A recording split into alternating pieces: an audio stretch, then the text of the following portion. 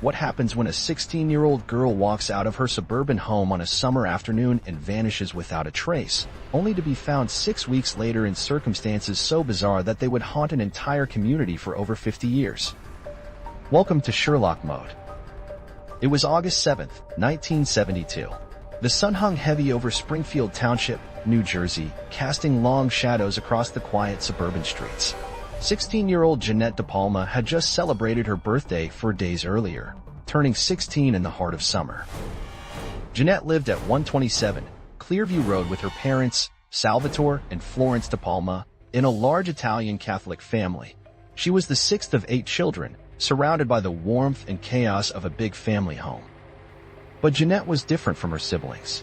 She had found something that filled her with purpose and passion, her deep Christian faith. She attended the Assemblies of God Evangel Church, where she was known for her devotion and her desire to help others. On that fateful Monday afternoon, Jeannette told her mother Florence that she was going to take a train to visit a friend in Summit. She planned to work an afternoon shift at her job after the visit. It seemed like an ordinary summer day. But instead of taking the train, Jeannette made a decision that would seal her fate. She decided to hitchhike the 8-mile journey to Summit. In 1972, hitchhiking was common among young people, but it carried risks that many chose to ignore. Jeannette never arrived at her friend's house. She never showed up for her afternoon shift at work. As the sun set over Springfield Township, the DePalma family began to worry. The next morning, Salvatore and Florence DePalma called the Springfield Police Department to report their daughter missing. But they were told they had to wait 24 hours before filing a missing person report. There was confusion even in this first step. While the parents insisted they reported Jeannette as missing, some retired police officers later claimed the family had described her as a runaway. The truth was already becoming murky. Days turned into weeks. The DePalma family searched desperately for their daughter. They called friends, visited places she might have gone, posted flyers throughout the community. But Jeannette had simply vanished. 6 weeks passed. The summer heat of August gave way to the crisp air of September. Life in Springfield Township continued its normal rhythm, but the DePalma family lived in agonizing uncertainty. Then, on September 19, 1972, at approximately 11 a.m., everything changed. A resident of the Baltusrol Gardens apartment complex on Wilson Road was horrified to discover their dog had returned home carrying something unthinkable. The dog had brought home a badly decomposed human forearm and hand. The shocked owner immediately contacted the Springfield Police Department, setting in motion a search that would uncover one of New Jersey's most enduring mysteries. Detective Sergeant Sam Calabrese and Officer Donald Schwartz began searching the wooded area near the Whodale Quarry, a 120-acre abandoned rock quarry that had been used for road construction until the mid-1970s. The quarry was a forbidding place.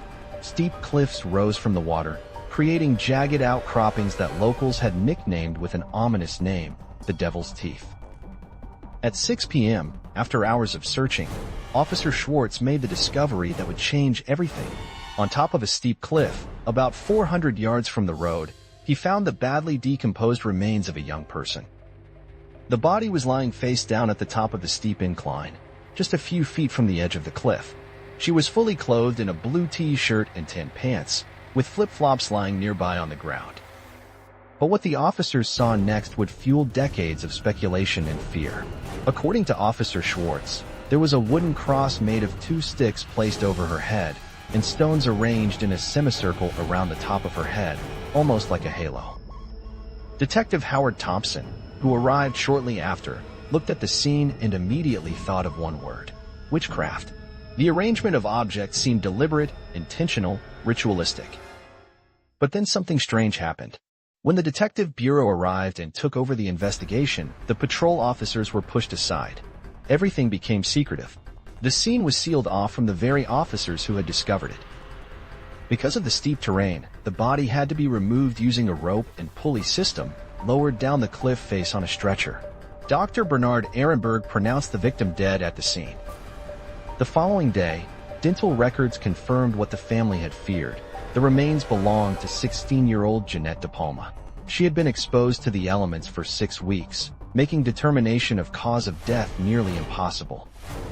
Dr. Ehrenberg conducted the autopsy, but found no evidence of gunshot wounds, knife wounds, or broken bones.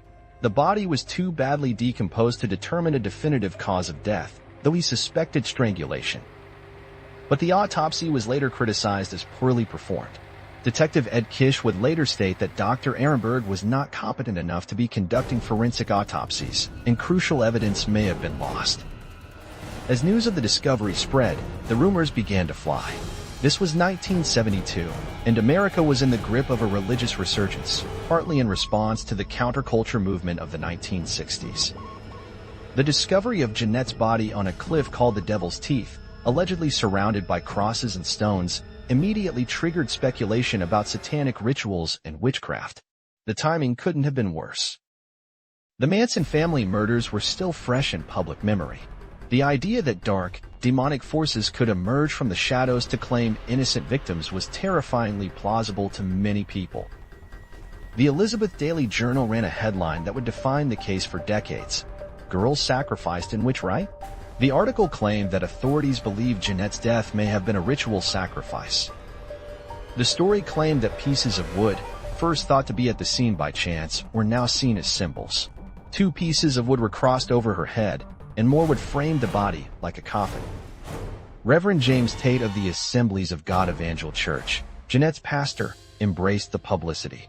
He told reporters he believed Jeannette had been kidnapped by what he called devil's disciples because she had tried to convert them to Christianity. The Reverend claimed that the fanaticism of these devil's disciples had led them to kill Jeannette. His dramatic statements were quoted in newspapers across the country, fueling the growing hysteria. Adding to the occult speculation, it was claimed that a copy of Anton LaVey's Satanic Bible was found in Jeannette's bedroom after her death. This seemed to suggest she might have been involved in the occult herself. Around the same time, disturbing incidents were reported in the nearby Watchung Reservation. Park police discovered scenes of burning candles, bowls of blood, and dead pigeons with their necks snapped. The community was convinced that satanic cults were operating in the area. Police even brought a witch to the crime scene to inspect it for signs of the occult. The investigation had entered the realm of the supernatural. Major newspapers like the Newark Star-Ledger and New York Daily News published articles about how Jeannette had been killed in an occult ritual. The story spread nationwide, cementing the case in the public consciousness. But some officers who were at the scene had doubts. Officer Donald Schwartz, who discovered the body, later denied the rumors about occult involvement. He claimed his fellow officers had misinterpreted the scene. Schwartz proposed a different theory. He believed Jeannette had died from a drug overdose at what was known as a local party spot. He claimed the teens she was with had fled in fear rather than get help. But this theory had problems too. Jeannette's toxicology report showed no signs of drugs in her system. And how could she have climbed the steep cliff to the Devil's Teeth wearing only flip-flops? As the investigation continued, more questions arose than answers.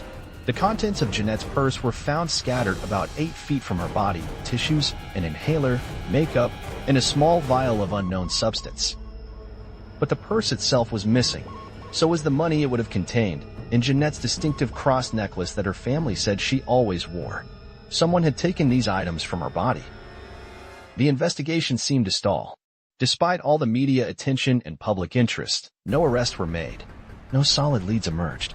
The case began to fade from the headlines as quickly as it had appeared. But the community never forgot. For decades, the name Jeannette DePalma would be whispered in hushed tones. Parents would keep their children inside on Halloween night. The fear lingered. Then, in the late 1990s, something extraordinary happened. A letter arrived at the offices of Weird NJ magazine, a publication that specialized in local legends and mysteries. The letter was from a fan named Billy Martin. It read, "There was an alleged ritual sacrifice, I think, in the Hoodale Quarry near Springfield. A local dog brought a body part home to its master, which led to an investigation." The magazine published the letter, and something remarkable happened. Replies began flooding in from readers who had lived in Union County during the 1970s. The case was not forgotten. One response finally put a name to the victim. Her name was Jeannette DePalma, and she was found on an altar. The Weird NJ editors began their own investigation into the case.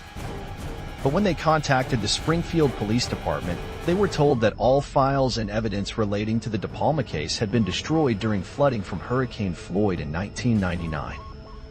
This was the beginning of decades of denials and roadblocks. Every time someone tried to investigate the case, they were told the same thing. The files were gone, the evidence was destroyed. But Jesse P. Pollock, a correspondent for Weird NJ magazine, refused to give up. He spent over a decade working to uncover the truth about Jeannette DePalma's death. In 2019, Pollock finally made a breakthrough. Working with former Union County Prosecutor's Office Director of Communications Mark Spivey, he submitted a detailed file request under the Freedom of Information Act. After nearly 2 years of delays, the Union County Prosecutor's Office finally released the bulk of Jeannette DePalma's case file in February 2021, including crime scene photos that had been described as missing. The files revealed a shocking truth. The police had lied for decades about the evidence being destroyed. The files and photos had been there all along, locked away in storage. But the biggest revelation was what the crime scene photos actually showed. After careful review, investigators found that there was no occult activity involved in Jeannette's death. The alleged crosses made from sticks and twigs were completely absent from the crime scene photos. The halo of stones around Jeannette's body was nowhere to be seen. The closest thing to a cross were 2 rotten tree branches that had obviously fallen naturally and been there long before Jeannette arrived. No altar, no arrows carved in trees, no ritual objects. The crime scene photos showed something else important. The area where Jeannette was found was heavily overgrown with plants and bushes. This was not a party spot as some had claimed. So if there was no occult activity, no drug party, then what really happened to Jeannette DePalma? The answer may lie in connections that were overlooked during the original investigation. In the early 1970s, a serial killer was operating in the New York, New Jersey area. Richard Cottingham, known as the Torso Killer, was murdering young women and girls with shocking brutality. Cottingham worked as a computer operator for Blue Cross Blue Shield in New York City. He would later confess to multiple murders and claim he had committed at least 80 perfect murders of women. The timing and location of Jeannette's murder fits Cottingham's pattern. He targeted young women, often hitchhikers, and his hunting ground included the New Jersey area where Jeannette was killed. There's another disturbing possibility that investigators have explored. Some have suggested that Jeannette's murder might be connected to corruption within the local police department itself. The secretive nature of the investigation, the missing evidence, the decades of denials about file destruction, all of this suggests something more than simple incompetence. Jeannette's family has never stopped seeking justice. Her nephew, Ray Sejeski, joined with advocates like Ed Salzano to form the Justice for Jeannette organization. In 2019, Salzano filed a lawsuit attempting to compel DNA testing on the clothes Jeannette was wearing when she died. He argued that modern technology could finally solve the case. The lawsuit was ultimately dismissed by a judge who ruled that Salzano didn't have standing to sue. But the effort brought renewed attention to the case. The Justice for Jeannette organization continues to fight for answers. They've organized prayer vigils, raised awareness through social media, and pressed for the case to be reclassified from suspicious death to homicide. The case has been featured in documentaries, podcasts, and even a Hulu series called Out There, Crimes of the Paranormal. The episode was titled Jersey Witch Hunt. But despite all the attention, all the investigation, all the evidence that has been uncovered, Jeannette DePalma's murder remains officially unsolved. The truth is that Jeannette DePalma was not the victim of a satanic ritual. She was not sacrificed by witches or devil worshippers. She was a 16-year-old girl who made a fateful decision to hitchhike on a summer day. Someone picked her up on that August afternoon in 1972. Someone drove her to a remote location. Someone took her life, stole her purse and her cross necklace, and left her body on a cliff to decompose. The occult rumors may have been started by well-meaning police officers who misinterpreted natural arrangements of fallen branches and rocks. Or they may have been deliberate disinformation to distract from the real investigation. The media sensationalized the story, turning Jeannette into a symbol of satanic panic rather than remembering her as the faithful, caring young woman she was. Jeannette DePalma was remembered by her family as kind, religious, and dedicated to helping others. She worked with at-risk children and was active in her church community. She was not a wild child or a drug user as some later claimed. She was a typical teenager who loved Janis Joplin, hung out with friends, and took her faith seriously. The tragedy of Jeannette DePalma is not just that she was murdered. It's that the truth about her death was buried under decades of lies, conspiracy theories, and bureaucratic stonewalling. Today, modern DNA technology exists that could potentially solve this case. The clothes Jeannette was wearing when she died may contain trace evidence of her killer. But for that to happen, the case would need to be reclassified as a homicide rather than a suspicious death. Law enforcement would need to commit resources to testing the evidence.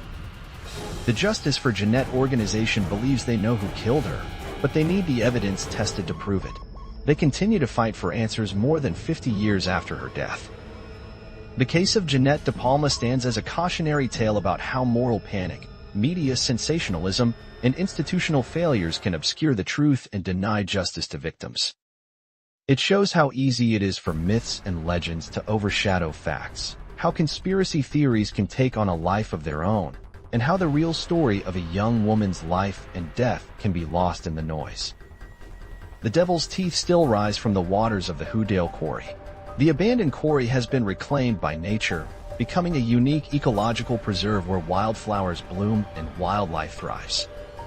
But the memory of what happened there on September 19, 1972, when a 16-year-old girl's remains were discovered, continues to haunt the community.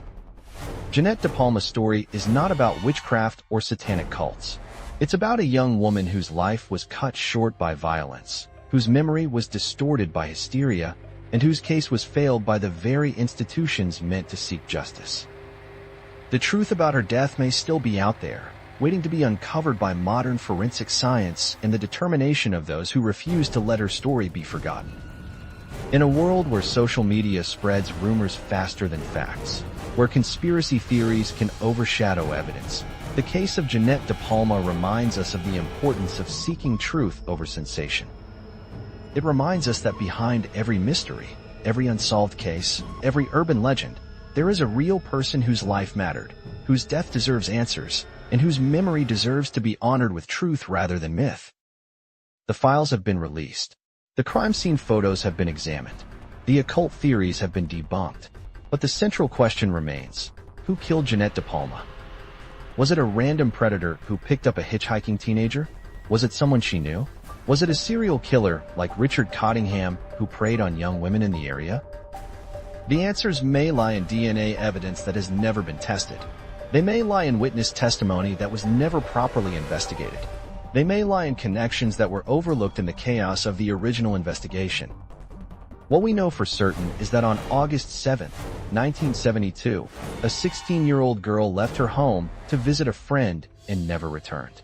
6 weeks later, her body was found in circumstances that would generate decades of speculation and fear. We know that she was not the victim of a satanic ritual. We know that the evidence was not destroyed by Hurricane Floyd. We know that the police lied about the case files for decades. We know that her cross necklace and purse were taken from her body, suggesting robbery was at least part of the motive. We know that she was left on a remote cliff where animals and weather could destroy evidence. But most importantly, we know that Jeannette DePalma was a real person, a daughter, a sister, a friend, a young woman with hopes and dreams and a future that was stolen from her. The community of Springfield Township has lived with this mystery for over 50 years. 3 generations have grown up hearing whispered stories about the girl who was found on the Devil's Teeth. Some remember her as a victim of satanic sacrifice. Others remember her as a cautionary tale about the dangers of hitchhiking. But the truth is simpler and more tragic. She was a victim of violence whose case was failed by the system. Today, the Justice for Jeannette organization continues to seek answers. They maintain a Facebook page, organize vigils, and pressure authorities to reopen the case with modern forensic techniques. They believe that with DNA testing, genealogical databases, and advanced forensic techniques, this 50-year-old mystery could finally be solved. Justice for Jeannette could finally be achieved. The case of Jeannette DePalma teaches us that truth is often stranger than fiction, that myths can be more powerful than facts, and that the pursuit of justice sometimes requires generations of effort. It reminds us that every unsolved case represents not just a mystery to be solved, but a life to be remembered, a family to be comforted, and a community to be healed. Somewhere out there, someone knows what really happened to Jeannette DePalma on that August day in 1972. Someone knows who picked her up, who drove her to that remote quarry, who took her life and left her body on the devil's teeth. Perhaps that person is still alive. Perhaps they carry the weight of that secret after all these years. Perhaps they are waiting for the right moment to speak the truth. Or perhaps the answer lies in evidence that has been preserved for over 50 years, waiting for the right technology, the right investigator, the right moment to finally reveal its secrets. The story of Jeannette DePalma is far from over. As long as there are people who remember her, who seek justice for her, who refuse to let her case be forgotten, there is hope that the truth will emerge. Let us analyze the facts we know. A 16-year-old girl chose to hitchhike instead of taking the train. She was picked up by someone who drove her to a remote location. Her body was found 6 weeks later, missing personal items that were likely taken as trophies. The crime scene was misinterpreted or deliberately misrepresented as occult activity. The investigation was hampered by sensationalism and possibly by deliberate obstruction. Evidence was hidden for decades. The killer took items from the victim, suggesting either robbery or trophy collection. The remote location suggests premeditation and knowledge of the area. The victim was left where decomposition would destroy evidence. These facts point to a calculated crime by someone who knew the area, who had transportation, and who was comfortable with violence. This was not a random act of teenage Satanists. The subsequent cover-up suggests either incompetence or corruption within the investigating agencies. The decades of denial about evidence destruction suggests deliberate obstruction of justice. Modern forensic science could potentially solve this case if the evidence is properly tested. DNA technology, genealogical databases, and advanced forensic techniques could identify the killer. But this requires the will of law enforcement agencies to reopen the case, the resources to conduct proper testing, and the courage to face whatever truth emerges. The case of Jeannette DePalma is solvable. The evidence exists. The technology is available. The question is whether the institutions that failed her in 1972 will finally seek justice in 2024. Until that day comes, Jeannette DePalma remains what she has always been, not a victim of supernatural forces, but a young woman whose life was cut short by human evil and whose case was failed by human institutions. Her story is a reminder that the real monsters are not supernatural beings, but ordinary people capable of extraordinary evil. The real tragedy is not a cult sacrifice, but the failure of justice. The Devil's Teeth may be an ominous name for a rocky outcrop, but the real evil in this story lies not in the supernatural, but in the very human failures of investigation, prosecution, and truth-telling. Jeannette DePalma deserves better than to be remembered as the center of a satanic panic. She deserves to be remembered as she was, a faithful, caring young woman whose life had value and whose death demands justice. The mystery of her death may one day be solved. The truth may finally emerge. Justice may finally be served. But regardless of what the future holds, Jeannette DePalma will be remembered. She will be remembered not as a victim of witchcraft, but as a victim of violence. Not as a symbol of satanic panic, but as a symbol of the need for justice. Not as a mystery, but as a person whose life mattered. The case of Jeannette DePalma is a story of how myths can overshadow facts, how fear can triumph over truth, and how the pursuit of justice can span generations. It is a story that is not yet finished. As long as there are people who remember Jeannette, who seek answers, who refuse to let her case be forgotten, there is hope that the truth will finally emerge from the shadows. If you enjoyed unraveling this mystery, like and subscribe to SherlockMode.